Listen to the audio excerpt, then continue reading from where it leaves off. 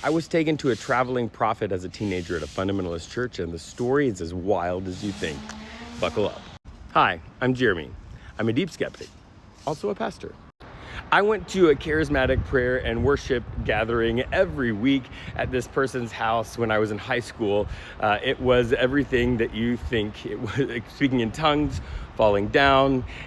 We also played tambourines and waved streamers and danced. It was actually one of the gayest church gatherings I've ever been a part of. That's another story. The leader of that, I was also a teenage leader in that group, told me that there was a traveling prophet in town and that the Lord had told them that they needed to take me to this prophet to receive a prophecy that the Lord had for me in that traveling prophet. So we set the date and time. It was going to be late. It was going to be a school night.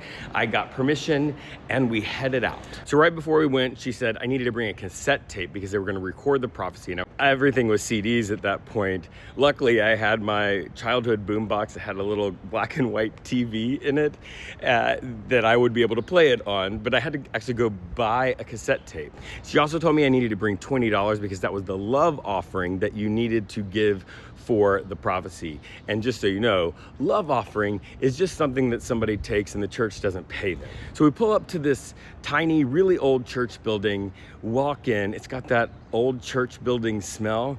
We sat down in the chairs and there was this creepy murmuring, like would happen in the background in a horror movie, but it was all people under their breath speaking in tongues in preparation for the prophet. Pastor and the prophet come out, sit up front, and a little 3-piece praise band comes and starts playing really emotional, charismatic mega hits at the time, and the people stand up and it sort of erupts in loud singing, loud speaking in tongues, people dancing in the aisles, twitching and falling down all over the place. I was very uncomfortable, but I didn't let on because I wanted to seem like I was a leader and I was spiritually powerful. So the volunteer that took me handed me a tambourine, and I played that tambourine and sang as loud as I could with all of these charismatic bangers. Then the prophet stood up, and it went from this over-the-top thing back down to the creepy murmur.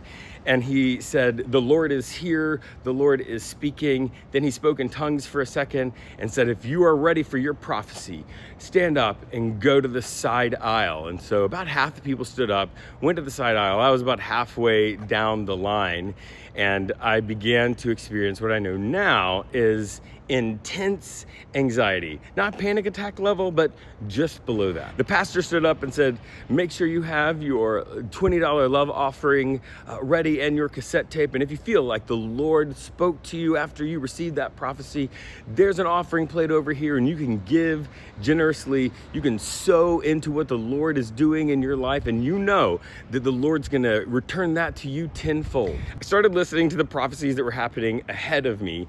I was expecting him to have some sort of magic knowledge about this person that he didn't know and say, "That job that you applied for yesterday, you're gonna get it." Like really specific things, but that's not what he was saying. It was like very weird and metaphorical things, lots of imagery, and I began to feel like I was being duped. My anxiety went down, my skepticism went up, and the more prophecies I heard, the more uncomfortable I became. So it was my time.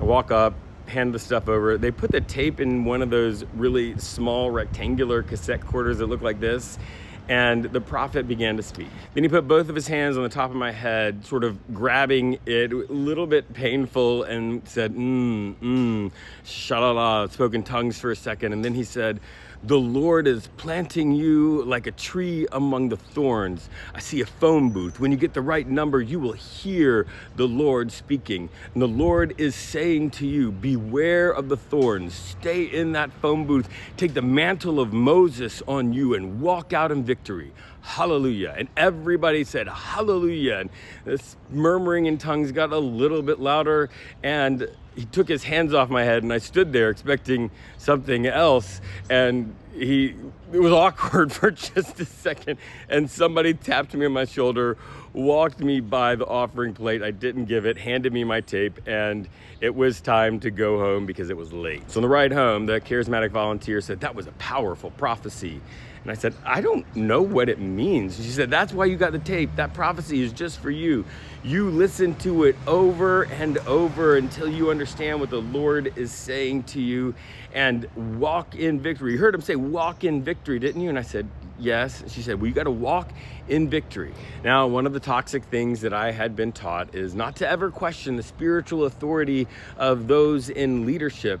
And so I went home and over the next week or so played that tape over and over, wore that tape out. I started looking for phone booths everywhere and trying to figure out what the mantle of Moses was and all of these things. And I thought I understood what it meant, especially the thorn part, because there's lots of temptation that I was told about that I needed to be aware of so that it didn't go to hell.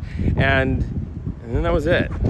This made me feel spiritually deficient and afraid of what that prophecy meant for my future. And so I did what you do when you feel spiritually deficient and afraid. I went to more places where I could be brainwashed, more worship services, more prayer meetings to try to fix what was wrong with me. I now understand that that was deep emotional manipulation and a money grab. And this is what causes religious trauma in people, and it needs to stop.